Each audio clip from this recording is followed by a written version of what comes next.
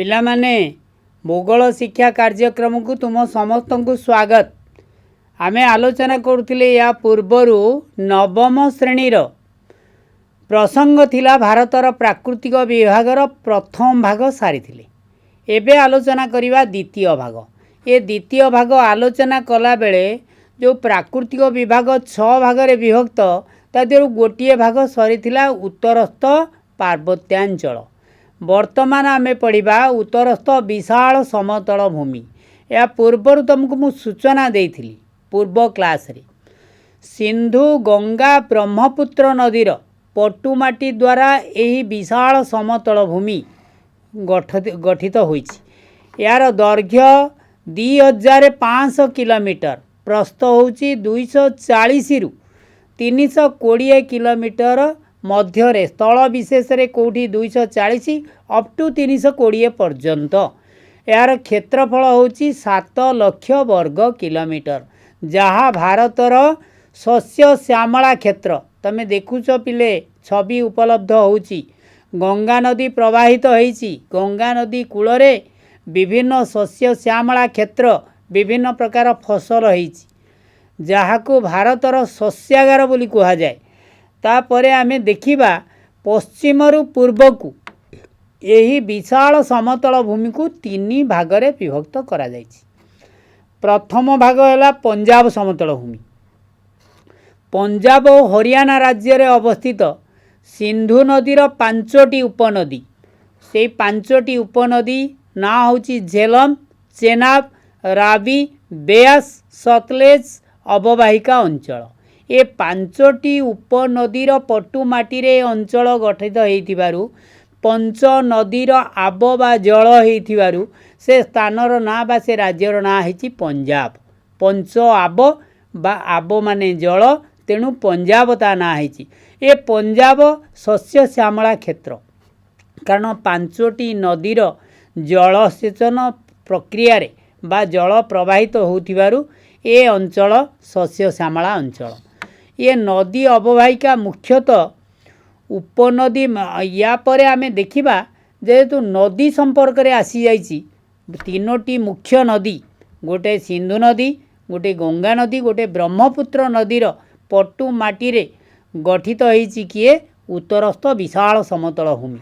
यही समतल भूमि रो जो नदी प्रवाहित होइछि, नदीर अववाहिका काहाकू कुहा जाए एठी तमे जानिमा कथा। अववाहिका होछि मुख्य नदी और उपनदी मानकर कार्य परिसर मध्य रे जो अंचल आसे ताहाकू कुहा जाए ये नदी अववाहिका। ये पंजाब 5 आबरे मु कहिछि तुमको 5टी नदीर जल रे प्रवाहित होउथिबारु ये स्थानर ना हिछि पंजाब। तापरे आमे देखिबा गांगेय समतल भूमि। ये गला प्रथम भाग पंजाब समतल भूमि, जोठी 5टी नदी बेयास, सतलेज, रावी, झेलम, चेनाब, ये 5टी नदी जोठी प्रवाहित होइचंती तार आब बा जल रे प्रवाहित होइथिबारु या संपर्क रे आमे आलोचना कले। तापरे देखिबा गांगेय समतल भूमि, जहाँ 3 भागरे विभक्त। द्वितीय भागटा होछि गांगेय समतल भूमि। घागर और तीस्ता नदी मध्यवर्ती अंचलर सीमित। गोटाए पटे घागर नदी, गोटाए पटे तीस्ता नदी, ता मझिरे जो अंचलटा आसुची ताहा गांगेय समतल भूमि अंचल। एथरे को राज्य आसीची? हरियाणा, दिल्ली, उत्तर प्रदेश, बिहार, झारखंड और पश्चिमबंग। यह सबुठु शस्य श्यामला क्षेत्र। देखुच पिला माने किभली चाष करा जाइछि, गहम चाष बर दृश्य देखुच तमे। विभिन्न प्रकार फसल ए अंचल रे उत्पन्न हुए। याकू मु कहिछि पूर्वरु याकू भारतर शस्यागार कहा जाए। भारत वर्षर खाद्य सामग्री जोगौथिबा अंचल होछि एई गांगेय समतल भूमि अंचल, जा घागर एवं तीस्ता नदीर मध्यवर्ती अंचल रे सीमित रहिछि। तापर देखिबा ब्रह्मपुत्र समतल भूमि। 3टी नदी कहिथिली जे गोटे हैला उत्तर भारतर 3टी बृहत्तम नदी, सिंधु नदी जोटा पंजाब समतल भूमि, गंगा नदी जोटा गांगेय समतल भूमि एवं ब्रह्मपुत्र समतल भूमि। ब्रह्मपुत्र नदीर मुख्य ब्रह्मपुत्र नदीर पटुमाटी द्वारा गठित। पिले देखुच ब्रह्मपुत्र नदीर गतिपथ देखई दि जाइछि। ये मुख्यतः आसाम राज्य रे विस्तृत। यह अधिकांश समय बन्या वित्पात सृष्टि करे। ये ब्रह्मपुत्र नदी जहाँ तिब्बत अंचल प्रवाहित होइछि भारत वर्ष रे प्रवेश करिछि। ये ब्रह्मपुत्र नदी रे आलोचना कला बेले एठी अनेक भूमि रूप आमे देखिबा को पाऊ। भाबर अंचल गोटे अछि। शिवालिकीर समांतराल भाव में 8 रु 16 किलोमीटर अंचल शिवालिकी पर्वतमालार पाददेश जोटाक विशाल समतल भूमि भारतर उत्तरस्थ विशाल समतल भूमि ठीक पाददेश अग्रभागे अर्थात शिवालिकी पर्वत श्रेणीर पाददेश उपल खंड माने बड़ बड़ पत्थर खंड ता मध्यरे अंतस्रोता नदी प्रवाहित होइछि। ऊपरे पत्थर अछि मझिरे नदी जाउछि। से उत्तराखंड राज्य रे देखा जाउछि। शिवालिकीर समांतराल भाव में 8 रु 16 किलोमीटर अंचल उपल खंड बा बड़ खंड खंड पत्थर अछि। ता मझिरे किंतु ता निम्न भागरे जाउछि नदी। एही अंचल को कुआ जाए भाबर। यह एक प्रकार मृत्तिका बोली विचार कर तमे। गांगेय समतल भूमि बा उत्तर भारतर समतल भूमि रे एक प्रकार मृत्तिका जहाँ होछि भाबर, जहाँ 8 रु 16 किलोमीटर व्यापीची शिवालिकी पर्वत श्रेणीर पाददेश ठुर। तापरे आमे देखिबा तराई अंचल जहाँ को शस्य श्यामला अंचल कुहा जाए। घंच जंगल मध्य अछि। भाबर मृत्तिकार निम्न को सन्तसंतिया अंचल अछि जोटी सबु बेले वर्षा हुए एवं उपरे बड़ बड़ वृक्ष थिबारु तार निम्न अंश सन्तसंतिया। एठी सरीसृप माने बेसी बसवास करती। विभिन्न प्रकार वन्य प्राणी एठी देखा जाती। भाबर मृत्तिका निम्न को सन्तसंतिया अंचल देखा जाए। या कुआ जाए तराई। ये तराई मृत्तिका अन्यतम मृत्तिका भारत वर्षर जार गुरुत्व यथेष्ट अछि। एटी जैव विविधता सृष्टि होइछि। जीव एवं उद्भिद विशेषकर सरीसृप माने सबुबेले विचरण करि थांती। तापरे आमे देखिबा खादर गांगेय समतल भूमिर नूतन पटु मृत्तिका। आमे जानिले प्रथमे उपल खंड कथा भाजिले भाबर, तापरे तराई, तापरे खादर। गांगेय समतल भूमिर विभिन्न प्रकार मृत्तिका सृष्टि होइछि। भीमरूप सृष्टि होइछि। गांगेय समतल भूमिर नूतन पटु मृत्तिका जो सृष्टि होइछि ताकू कुहा जाए खादर। ये सबुबेले परीक्षा पड़ुछि पिला माने। अत्यंत गुरुत्वपूर्ण विषय कारण सबुबेले एचएससी परीक्षा पर्यंत ये सबु जगार आसी थाए। द्वितीयटी होछि भांगर गांगेय समतल भूमिर पुरातन पटु मृत्तिका। नूतन पटु मृत्तिका एवं पुरातन पटु मृत्तिका। नूतन पटु मृत्तिका होछि खादर, भांगर होछि भूमिर पुरातन पटु मृत्तिका। ये पुरातन पटु मृत्तिकार चित्र देखुछ तमे केवली स्तर स्तर ही मृत्तिका पड़ी तार रंग मध्य अलगा हो गलानी। तेणु ये पुरातन पटु मृत्तिका भांगर एवं खादर विषय रे आमे जानिले। तापरे आमे देखिबा जे उपद्वीपीय समतल भूमि आमे आलोचना करुथिले पिले द्वितीय भाग कथा। प्रथम भाग जाइथिला पूर्व क्लास रे। ए क्लास रे प्राथमिक प्रारंभिक पर्याय रे आमे आलोचना कले भारतर उत्तरस्थ विशाल समतल भूमि उपरे। तापरे आलोचना करिबा तृतीय भाग उपद्वीपीय मालभूमि। यह गोंडवानलैंड रो अंश। तेणु यह स्फटिक युक्त आग्नेय शिला रूपांतरित शिला रे गठित। या पूर्वरु मु कहिछि आग्नेय शिला जहाँ अग्नि उद्गीरण फल सृष्टि होइछि तार किछि दिन रहिबा परे तार रूपर परिवर्तन घटिछि। तार ना हो जाइछि रूपांतरित शिला। ए आग्नेय शिला एवं रूपांतरित शिला रे पुरातन मृत्तिका होछि उपद्वीपीय मालभूमि। ए उपद्वीपीय मालभूमि शिल्पायन पाई मुख्यतः भूमिका ग्रहण करिथाए। अधिकांश शिल्प क्षेत्र बा कंचामाल एई जगारु सबु मिले। या दुई भागरे विभक्त केंद्रीय पार्वत्यांचल एवं दाक्षिणात्य मालभूमि। ये जो उपद्वीपीय मालभूमि को दुई भागरे विभक्त कराଯାଇଛି। प्रथमटी होछि केंद्रीय पार्वत्यांचल, द्वितीयटी होछि दाक्षिणात्य मालभूमि। आमे प्रथमे आलोचना करिबा केंद्रीय पार्वत्यांचल कथा। ମାଳୁଆ ମାଳଭୂମି ବା ମାଳବ ମାଳଭୂମି ଏହାର ପଶ୍ଚିମରେ ଅବସ୍ଥିତ। ମାଳବ ମାଳଭୂମିର ଚିତ୍ର ଦେଖୁଛ ପିଲାମାନେ। ମାଳୁଆ ମାଳଭୂମି ଏହାର ପଶ୍ଚିମରେ ଅବସ୍ଥିତ କେନ୍ଦ୍ରୀୟ ପାର୍ବତ୍ୟାଞ୍ଚଳର। ଏହା ତ୍ରିଭୁଜ ଆକାରର। ଉତ୍ତର ପଶ୍ଚିମ ଆରାବଳୀ, ଦକ୍ଷିଣରେ ବିନ୍ଧ୍ୟ ପର୍ବତ ଏବଂ ଗୋଟାଏ ପଟେ ମାଳୁଆ ମାଳଭୂମି, ଗୋଟାଏ ପଟେ ଆରାବଳୀ ପର୍ବତ ଶ୍ରେଣୀ ଏବଂ ଆଉ ଗୋଟିଏ ପଟେ ବିନ୍ଧ୍ୟ ପର୍ବତ ଶ୍ରେଣୀ। ଏ ଯେଉଁ ତ୍ରିଭୁଜ ଆକାରରେ ଦୁଇ ପଟେ ଦୁଇଟା ପର୍ବତ ଶ୍ରେଣୀ, ଗୋଟାଏ ପଟେ ଆରାବଳୀ ଏବଂ ଦ୍ୱିତୀୟରେ ବିନ୍ଧ୍ୟ, ଉତ୍ତର ପଶ୍ଚିମରେ ଆରାବଳୀ ପର୍ବତ ଶ୍ରେଣୀ, ଦକ୍ଷିଣରେ ବିନ୍ଧ୍ୟ ପର୍ବତ ଶ୍ରେଣୀ ଏବଂ ମାଳୁଆ ମାଳଭୂମି ଏହାର ପଶ୍ଚିମ ସୀମା ନିର୍ଦ୍ଧାରଣ କରୁଛି ଏ ତ୍ରିଭୁଜାକାର କ୍ଷେତ୍ର। ଏହାକୁ କେନ୍ଦ୍ରୀୟ ପାର୍ବତ୍ୟାଞ୍ଚଳ କୁହାଯାଏ। ପଶ୍ଚିମରୁ ପୂର୍ବକୁ ଢାଲୁ, ଏହା ପଶ୍ଚିମରୁ ପୂର୍ବ ଆଡ଼କୁ ଗଡ଼ାଣିଆ ବା ଢାଲୁ ଉତ୍ତରପ୍ରଦେଶର ବୁନ୍ଦେଲଖଣ୍ଡ ମାଳଭୂମି ଓ ଦକ୍ଷିଣର ଝାଡ଼ଖଣ୍ଡରେ ଏହି ମାଳଭୂମିରୁ ଛୋଟନାଗପୁର ମାଳଭୂମି ମଧ୍ୟ କୁହାଯାଏ। ବୁନ୍ଦେଲଖଣ୍ଡ ମାଳଭୂମିରୁ ଟିକିଏ ତଳକୁ ଆସିଲେ ଦକ୍ଷିଣରେ ଝାଡ଼ଖଣ୍ଡର ଏହି ମାଳଭୂମିକୁ ଛୋଟନାଗପୁର ମାଳଭୂମି ମଧ୍ୟ କୁହାଯାଏ। ଏହିଭଳି ବିଭିନ୍ନ ମାଳବ ମାଳଭୂମି ଠାରୁ ଆରମ୍ଭ କରି ଆରାବଳୀ ପର୍ବତ ଶ୍ରେଣୀ ଠାରୁ ଏ ବିସ୍ତୀର୍ଣ୍ଣ ଅଞ୍ଚଳରେ ବିଭିନ୍ନ ମାଳଭୂମି ଦେଖିବାକୁ ମିଳେ।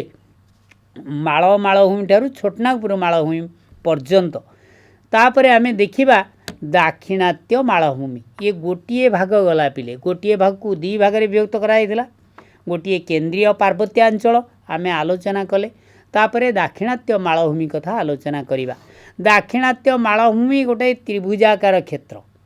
ତାର ଉତ୍ତର ଦିଗରେ ସାତପୁରା ପର୍ବତ ଶ୍ରେଣୀ, ପଶ୍ଚିମରେ ପଶ୍ଚିମଘାଟ ପର୍ବତ ଶ୍ରେଣୀ, ପୂର୍ବରେ ପୂର୍ବଘାଟ ପର୍ବତ ଶ୍ରେଣୀ। ଦେଖୁଛ ପିଲେ ଚିତ୍ର କରାଯାଇଛି ଗୋଟେ ତ୍ରିଭୁଜ ଭଳି।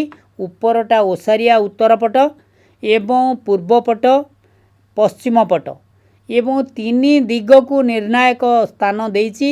ସାତପୁରା ପର୍ବତ ଶ୍ରେଣୀ ଉତ୍ତରରେ, ପଶ୍ଚିମରେ ପଶ୍ଚିମଘାଟ ପର୍ବତ ଶ୍ରେଣୀ, ପୂର୍ବରେ ପୂର୍ବଘାଟ ପର୍ବତ ଶ୍ରେଣୀ। ପଶ୍ଚିମରୁ ପୂର୍ବକୁ ଢାଲୁ, ତେଣୁ ଏ ପଶ୍ଚିମରୁ ପୂର୍ବକୁ ଗୋଡ଼ାଣିଆ ହେଇଥିବାରୁ ପଶ୍ଚିମ ଆଡ଼ୁ ସବୁ ନଦୀ ପ୍ରବାହିତ ହୋଇଛନ୍ତି। ଅଧିକାଂଶ ନଦୀ ଦାକ୍ଷିଣାତ୍ୟ ଅଞ୍ଚଳର ପଡ଼ିଛନ୍ତି ବଙ୍ଗୋପସାଗରରେ।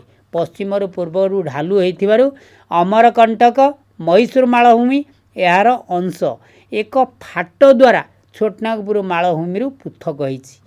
ମୃତ୍ତିକାରେ ଲାର୍ଭା ଦ୍ୱାରା ଗଠିତ। ଲାର୍ଭା ମାନେ ଆଗ୍ନେୟ ଶିଳା ସବୁ ଗଠିତ। ତେଣୁ ଏହା କୃଷ୍ଣ ମୃତ୍ତିକା। ଏ ଅଞ୍ଚଳର ମାଟି ଦେଖିବାକୁ କଳା। ଏଠି ଭଲ କପା ଚାଷ ହେଉଥିବାରୁ ଏହାକୁ କୃଷ୍ଣ କାର୍ପାସ ମୃତ୍ତିକା ମଧ୍ୟ କୁହାଯାଏ। ଏଇ ଅଞ୍ଚଳରୁ କିଛି ଅଂଶ ଡେକାନ ଅଞ୍ଚଳ ଭାବରେ ଖ୍ୟାତ ଲାଭ କରିଛି। ତେଣୁ ଡେକାନ ଟ୍ରାପ୍ ଅଞ୍ଚଳ ବା ଡେକାନ ମାଳଭୂମି ମଧ୍ୟ ଏହାର ଅନ୍ୟ ନାମକରଣ କରାଯାଇଅଛି। ଏ ଦାକ୍ଷିଣାତ୍ୟ ମାଳଭୂମିର ତ୍ରିଭୁଜାକାର କ୍ଷେତ୍ରକୁ ତିନୋଟି ମୁଖ୍ୟତଃ ସ୍ଥାନ, ଗୋଟିଏ ସାତପୁରା ପର୍ବତ, ଗୋଟିଏ ପୂର୍ବଘାଟ ଏବଂ ପଶ୍ଚିମଘାଟ ଏହାର ସୀମା ନିର୍ଦ୍ଧାରଣ କରୁଛନ୍ତି। ପିଲାମାନେ ଆମେ ଆଲୋଚନା ୟା ପୂର୍ବରୁ କରୁଥିଲେ। ବର୍ତ୍ତମାନ ପଶ୍ଚିମଘାଟ ପର୍ବତମାଳା କଥା ଆଲୋଚନା କରିବା। ପଶ୍ଚିମଘାଟ ପର୍ବତମାଳା ଯାହା ଭାରତର ପଶ୍ଚିମ ପାର୍ଶ୍ୱରେ ଗୋଟିଏ ପ୍ରାଚୀର ସଦୃଶ ଦଣ୍ଡାୟମାନ ଅଛି, ଯାହା ଭାରତର ଜଳବାୟୁକୁ ଅନେକାଂଶରେ ନିୟନ୍ତ୍ରଣ କରେ। ଏହାର ଉଚ୍ଚତା 900ରୁ 1600 ମିଟର ମଧ୍ୟରେ। ସ୍ଥାନୀୟ ନାମ ବିଭିନ୍ନ ସ୍ଥାନରେ ବିଭିନ୍ନ ରାଜ୍ୟରେ ପଶ୍ଚିମଘାଟ ପର୍ବତମାଳାକୁ ଭିନ୍ନ ଭିନ୍ନ ନାମକରଣ ଲୋକମାନେ କରିଛନ୍ତି। ତାର ଗୋଟାଏ ନାଁ ସହ୍ୟାଦ୍ରି, ଅନ୍ୟ କେଉଁଠି ନୀଳଗିରି, ଅନ୍ୟ ସ୍ଥାନରେ ଆନ୍ନାମଲାଇ ଏବଂ ଅନ୍ୟ ରାଜ୍ୟରେ କାଡ଼ାମାମ୍। ଏହାର ଉଚ୍ଚତମ ଶୃଙ୍ଗ ଦେଖିବା। ଉଚ୍ଚତମ ଶୃଙ୍ଗ ଆନ୍ନାଇମୁଡି, ଯାହାର ଉଚ୍ଚତା 2695 ମିଟର। ଏଥିରେ ଅନେକ ମନୋରମ ଶୈଳ ନିବାସ ଅଛି, ପାର୍ବତ୍ୟ ସହର ଅଛି। ତମେ ବଡ଼ ହେଲେ ସୁଯୋଗ ପାଇଲେ ଦେଖିବାକୁ ଯିବ।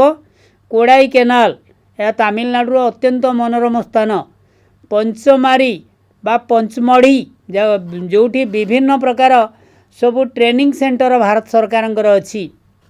ଡିଫେନ୍ସର ସବୁ ଡିଫେନ୍ସ ଏକାଡେମୀ ସେଠି କାର୍ଯ୍ୟ କରୁଛି। ତା ଉପରେ ସେଠିକି ତମେ ସୁଯୋଗ ପାଇଲେ ଯିବ। ପଞ୍ଚମଢ଼ୀ ବା ପଞ୍ଚମାରୀ ଏହା ଏକ ପାର୍ବତ୍ୟ ସହର ଓ ଶୈଳ ନିବାସ। ମହାବଳେଶ୍ୱର ଏହା ମଧ୍ୟ ଏକ ପାର୍ବତ୍ୟ ସହର ଏବଂ ଶୈଳ ନିବାସ। यह कौटी ना सबुजाक अच्छी पश्चिम घाट पर्वतमाल तापर आम आलोचना करवा पूर्वघाट पर्वतमाला कथा। पूर्वघाट पर्वतमाला तुमको तीनटा कथा कही जे पश्चिम रे पश्चिम घाट, पूर्व पूर्वघाट, उत्तर रे हिमालय पर्वतश्रेणी। पूर्वघाट पर्वतमाला यह निरवच्छिन्न नुहे, अर्थात विभिन्न जगार गोटे गोटे छोट छोट पहाड़ सृष्टि होईछि विभिन्न राज्य रे, एवं एगुड़िक कहा सहित कहार संपर्क नहीं। तेणु यह निरवच्छिन्न नुहे। निरवच्छिन्न नहबार कारण ये गोटे भौगोलिक कारण आलोचना करा जाउछि। कारण ये जगार निरवच्छिन्न कहीं नुहे, कारण दक्षिण भारतर अनेक नदी या मझिरे मझिरे बंगोपसागर रे पड़िछन्ति। महानदी ठारू गोदावरी पर्यंत बुढ़ाबलंग, ब्राह्मणी, बैतरणी, ऋषिकुल्या ये नदी गुड़िक ता मझिरे मझिरे जाइथिबारु कौनसी पर्वत सहित कौनसी पर्वतर संपर्क नहीं। एगुड़िक निरवच्छिन्न नुहे। हाराहारी उच्चता यार 600 मीटर। ए पूर्वघाट पर्वतमालार उच्चता आमे देखिबा। यार विस्तृति महानदी ठारू नीलगिरी पर्यंत 1100 किलोमीटर विस्तृत। उच्चतम शृंग कहार ना पूर्वघाट पर्वतश्रेणी। पूर्वघाट पर्वतश्रेणी गोटे जगार नहीं, विभिन्न जगार छोट छोट पर्वतश्रेणी सबू सृष्टि होईछि। ओडिशा रे अछि कोरापुट जिले में उच्चतम शृंग जार उच्चता होची 1670 मीटर। से उच्चतम शृंग ना होची देवमाली। देवमाली रो उच्चता होची 1670 मीटर। तापरे आरावली पर्वत, यह एक क्षयप्राप्त और पुरातन पर्वत जहाँ गुजरात रु दिल्ली पर्यंत व्यापीची। तार छवि तमे देखुच। या ऊपर दे सीधा सड़क जलीय बाष्प कम जलीय बाष्प थिबा वायु प्रवाहित हो जाए पश्चिम उत्तर दक्षिण पश्चिम मौसुमी वायु, जहाँ जोगु सृष्टि होईछि थर मरुभूमि। तेणु यह समांतराल भाव में थिबारु ये वृष्टि होनी थर मरुभूमि अंचल रे बा राजस्थान रे। भारतीय विशाल मरुभूमि कथा आलोचना करिबा। ये चतुर्थ भाग थर मरुभूमि राजस्थान रे रही अवस्थित। राजस्थान रो थर मरुभूमि जहाँ स्वल्प उच्चवाच तरंगायित भूमि बा तरंगायित अंचल। ये वृष्टिपात 15 सेंटीमीटर रु मध्य कम, स्थाने स्थाने 10 सेंटीमीटर वृष्टिपात हुए वार्षिक। ये जो गछ सब सृष्टि होची कंटालिया बुदा जातीय गछ अंतस्थलीय नदी या भितर अच्छी। अंतस्थलीय नदी कौन ना जो नदी किछि बाट जीवा परे से समाप्त हो जाई थाए, से समुद्र पर्यंत जाई पारे नाही। जेहेतु वृष्टिपात होउनी से अंतस्थलीय नदीर उदाहरण देखा मिले ये थर मरुभूमि रे बा राजस्थान राज्य रे। यह विशाल मरुभूमि बोली कहा जाए याकू। कारण ये संपर्क रे आलोचना कला बेले आमे स्वतः प्रश्न उठे सबुठु उत्तप्त अंचल भारतवर्षर सबुठु उत्तप्त अंचल होची थर मरुभूमि अंचल। पिला माने आमे तो एते कथा आलोचना कले। वर्तमान आमे या उपरे आलोचना करिबा केतेक प्रश्न संपर्क रे। आमे प्रथम भाग रे पढ़िथिले जे भारतर भूमि रूप को विभिन्न विभाग रे विभागीकरण करा जायछि। मु केतोटी नमूना प्रश्न तुमको करुछि। ए नमूना प्रश्न अति संक्षेप रे उत्तर भूगोल रे करा जाए। ए नमूना प्रश्न रे प्रथम प्रश्नटी आमे करिबा महादेशीय संचलनवाद कौन। महादेशीय संचलनवाद जहाँ मुख्यतः प्लेट टेक्टोनिक माध्यम रे करा होउछि, तार मुख्य भूमिका ग्रहण करुछि किए से ना तापमात्रा। भू आभ्यंतर तापमात्रा जो महादेशीय संचलनवाद होउछि। किंतु भारतवर्षर प्राकृतिक विभाग को केते भागरे विभक्त करा जायछि। याकू 6 भागरे विभक्त करा जायछि। ए 6 भाग गोटिए पटरू आमे आलोचना करिवा। ता परवर्ती पर्याय रे प्रश्न हेई पारे हिमालय पर्वत श्रेणी को केते भागरे विभक्त करा जायछि। मोट 3टी यार उत्तर होउछि 3 भागरे विभक्त करा जायछि हिमालय पर्वत श्रेणी को। ये 3 भाग हैला शिवालिक पर्वत श्रेणी, हिमाचल पर्वत श्रेणी एवं हिमाद्री पर्वत श्रेणी। पुनश्च वर्तमान जहाँ को आलोचना कले ता संपर्क रे मो संक्षेप रे 2टी प्रश्न कर दूची। केवल भारत केंद्रीय पार्वत्यांचल, केंद्रीय पार्वत्यांचलर मालवा मालभूमि एक मुख्य मालभूमि। कहीं कारण मालव अंचल को विस्तीर्ण अंचल भाव में ग्रहण करा जाई थाए केंद्रीय पार्वत्य अंचल एवं ए अंचल आग्नेय शिला मृत्तिका गठित होइथिबारु यह मुख्य भूमिका ग्रहण करिथाए। यार उत्तर एया हबो। आमे संक्षेप रे उत्तर करिवा कारण 2 नंबरिया 1 नंबरिया प्रश्न पड़ी थाए। तापरे आमे आलोचना करिवा जे केंद्रीय पार्वत्यांचलर दक्षिण सीमा निर्धारण करुथिबा जो अंचल ता संपर्क में आलोचना करने पूर्व दुईटी पर्वत श्रेणी कथा कहीदबा जे पश्चिम घाट पर्वत श्रेणीर उच्चतम शृंग ना कौन। पश्चिम घाट पर्वत श्रेणीर उच्चतम शृंगर ना नाइमुडी। पूर्व घाट पर्वत श्रेणीर उच्चतम शृंग ना कौन। पूर्व घाट पर्वत श्रेणीर उच्चतम शृंग होची देवमाली। पूर्व घाट पर्वत श्रेणी रो उच्चतम शृंग केउं राज्य रे अवस्थित एवं केउं जिल्ला रे अवस्थित। तार उत्तर होची एया जे पूर्वघाट पर्वत श्रेणीर उच्चतम शृंग ओडिशा राज्यर कोरापुट जिल्ला रे अवस्थित। एगुड़िक केतेक नमूना प्रश्न पुनश्च आमे आउ टिके ता उपरे सिंहावलोकन करिबा। सिंहावलोकन कला बेले मु पुनश्च मन पकई देबाकू चाहूची जे आमे जो पढ़िले विशाल मरुभूमि कथा जे भारत वर्ष रे गोटे विशाल मरुभूमि थर मरुभूमि काहींकी सृष्टि होती तार कारण होची आरावली पर्वत श्रेणी। दक्षिण पश्चिम मौसुमी वायु गुजरात अतिक्रम कला बेले राजस्थान को प्रवेश करने पूर्वर महाराष्ट्र अतिक्रम करी गुजरात अतिक्रम करने पर आरावली पर्वत श्रेणी सीधा सड़क अच्छी ताहा अटकाए नहीं पश्चिमा उत्तर ये दक्षिण पश्चिम मौसुमी वायुर जलीय बाष्पूर्ण वायु को अटकाए नहीं फल से वृष्टिपात हुए नहीं। तार प्रथम कारण होची गोटे कारण तेणु से जगार मरुभूमि सृष्टि होती। मरुभूमि को प्रकार वृक्ष देखा जाए विशेषकर कंटालिया बुदा जातीय वृक्ष एवं सबुठु अधिक देखा जाए किए ना खजूरी एवं बबलू वृक्ष देखा जाए। पिला माने आमे आउ दुईटी मात्र प्रश्न करिबा।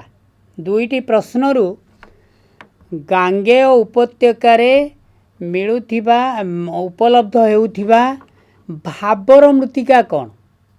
भाबर होची तार उत्तर एया हबो जे भाबर एक प्रकार प्रस्तर खंड बड़ बड़ प्रस्तर खंड जहा बाह्य हिमालयर पादे देश रे देखिबा को मिले ता मध्य देई नदी प्रवाहित हेउथाए उपरे केवल भाबर मृत्तिका बा बड़ बड़ पत्थर खंड देखा जाए। तराई काहाकू कुहा जाए। द्वितीय प्रश्न हबो तराई काहाकू कुहा जाए। पिला माने जो तराई अंचल तमे देखुच यह एक मृत्तिका जहाँ भाबर मृत्तिकार निम्न को सन्तसंतिया अंचल जोटी जैव विविधता देखा जाए।